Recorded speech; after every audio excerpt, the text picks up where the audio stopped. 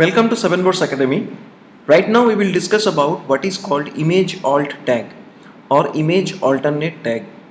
Now Google or any other search engine, they can't read image properly.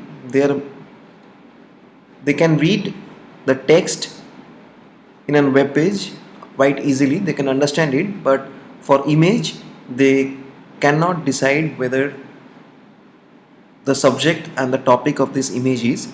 For that reason, we need to provide the detailed description of that image about what it is in front of Google and other search engines.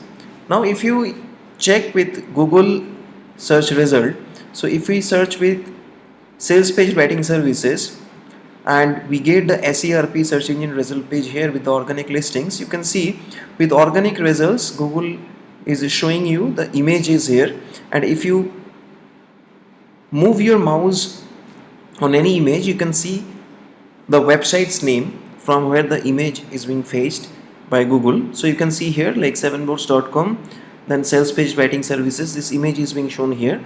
Now there is a trick that you need to provide that information, that description about this image from the backend, from the coding, that is called image alt tag. So if we open this page and if you see this image, if you right click on it and if you inspect the element,